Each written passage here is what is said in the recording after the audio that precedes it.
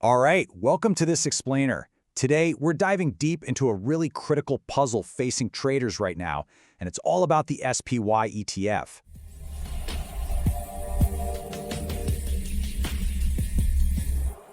And here it is, the million-dollar question.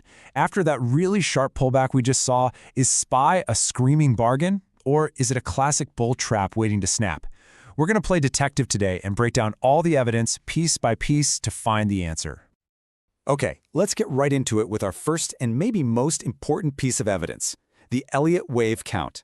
This is a fantastic tool for getting a read on the market's underlying rhythm. Now, if you're not super familiar with Elliott Wave, don't worry. The core idea is actually pretty simple. It says that market movements aren't just random noise. They follow these predictable, repeating wave patterns. Our job is to figure out exactly where we are inside that pattern.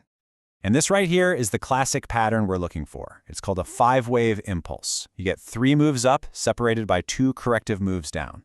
So the huge question for us is, has SPY just finished that wave 4 correction? And is it about to blast off in a massive wave 5? So when we look at the SPY chart, we see something really interesting. The price bounced perfectly from a key support zone, which is exactly where you'd expect a wave 4 to end. It looks like a textbook setup, but, and this is a big but, that all-important wave 5 is not confirmed. A bounce by itself just isn't enough to go on. And here's why we have to pump the brakes. The daily chart is actually flashing a bunch of warning signs. The price action itself looks weak, momentum is kind of just flat, and we are stuck smack dab below a major resistance level. This is a yellow light, folks, not a green one. Now, here's the thing. A good analyst never relies on just one indicator. That's a rookie mistake. So let's cross-examine the evidence. Do our other tools agree with what the Elliott Wave is telling us? So next, let's bring in Wyckoff analysis, which is all about supply and demand. And what do we see? Well, we get a totally mixed signal. On one hand, that strong bounce from support, that's bullish. But on the other hand, the price has completely failed to push through that overhead supply. That's bearish. This just makes things even murkier. And this slide, wow, this perfectly illustrates the confusion. The moving averages are telling 3 completely different stories. The short-term picture looks weak, the medium term looks bearish, but the long-term trend is still bullish. When you see this, it means traders are in a massive tug of war, and nobody's winning. It's a recipe for chop. Yeah, this quote just nails it, doesn't it? What we're seeing across the board is uncertainty, and uncertainty is the enemy of a high-confidence trade. This is definitely not a clean buy signal. You might be thinking, okay, but what about momentum? Well, even there, the signal is pretty weak. We do have a tiny little bullish divergence, which can sometimes hint that selling pressure is easing up. But it's just a whisper. It's nowhere near strong enough to make you want to jump in, especially with all these other cautionary flags. All right, so the technicals are basically shouting at us to be careful.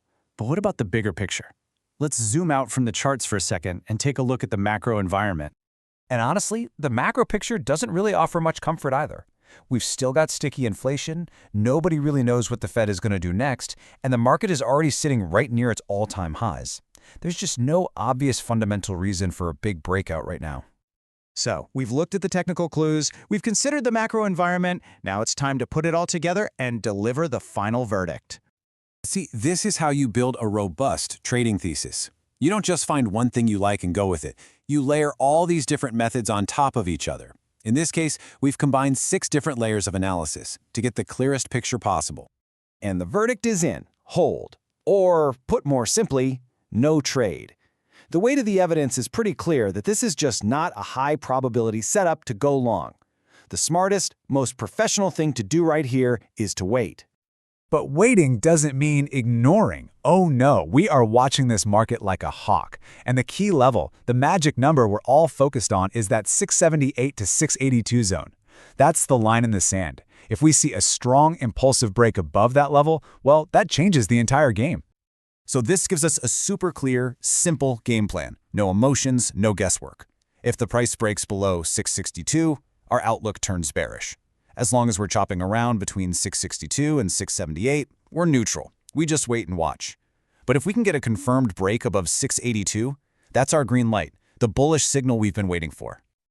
And you know, this isn't just a SPY story. We're seeing the same hesitant, indecisive price action in all the big names: Apple, Microsoft, the QQQ.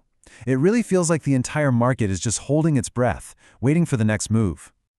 So the key takeaway here is patience. It's discipline. Sometimes the most profitable trade you can make is the one you don't take. So as we wait for the market to finally show its hand, I'll leave you with a question to think about. In a market this coiled up, what's the one surprise catalyst that could come out of left field and change this whole picture overnight?